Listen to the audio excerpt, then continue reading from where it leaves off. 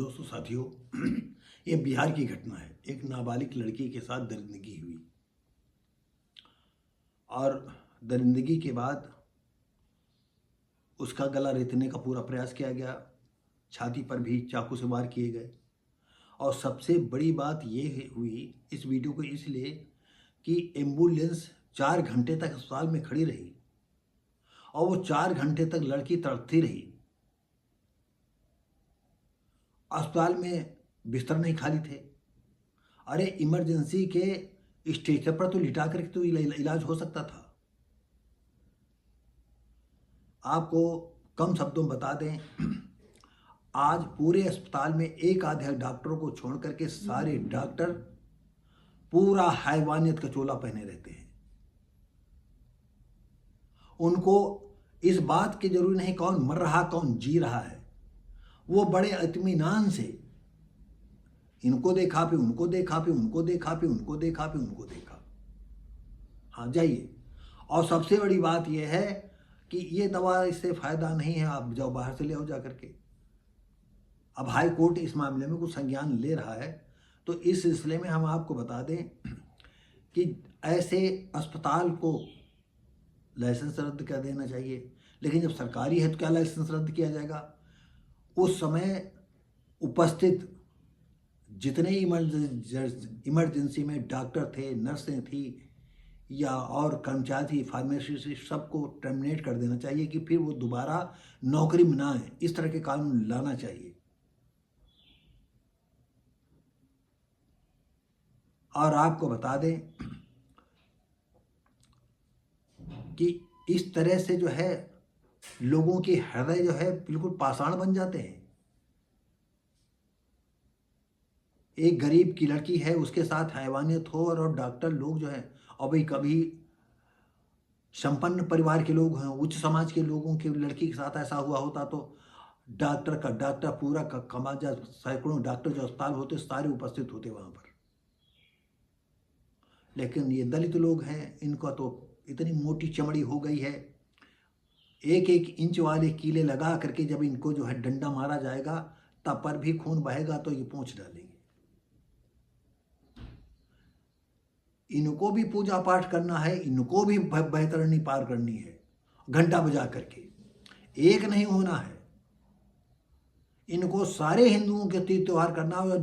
जब सवर्ण हिंदू, इनको धेला भर भी हिंदू नहीं मानता है। अरे आपको बता दें, हमारे गांव इधर गंगौली है, यहाँ 15 किलोमीटर दूर। उस गांव में हम अपने बचपन से, मेरे 78 साल की 77 साल की उम्र हो गई है, हमने कभी उसमें देखा नहीं कि कोई शेड्यूल कास्ट का आदमी जाता है।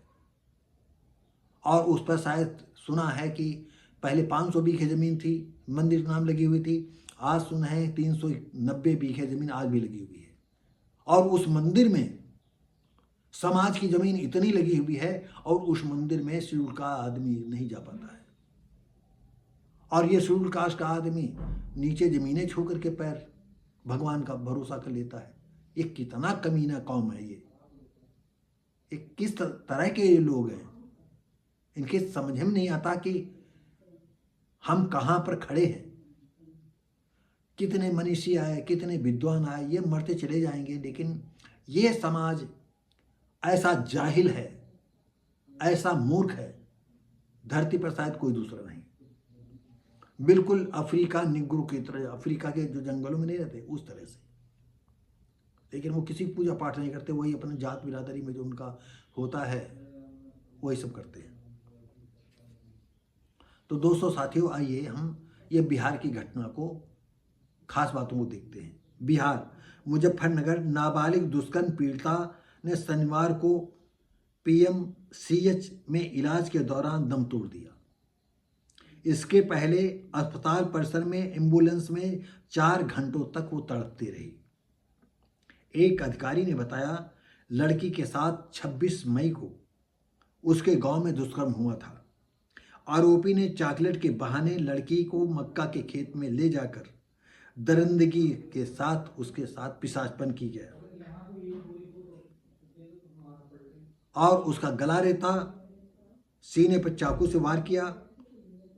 उसने पूरी कोशिश की लड़की की हत्या कर दे, किन्हीं कारण वो उसी स्थिति में लड़की को छोड़कर भाग गया कि लोग आसपास जा रहे होंगे मक्का के खेत के पास, उनको लगा हमें पकड़ना, तो इसीलिए छोड़ करके चला गया, नहीं तो पूरी तौर से उसको ख़त्म कर देता।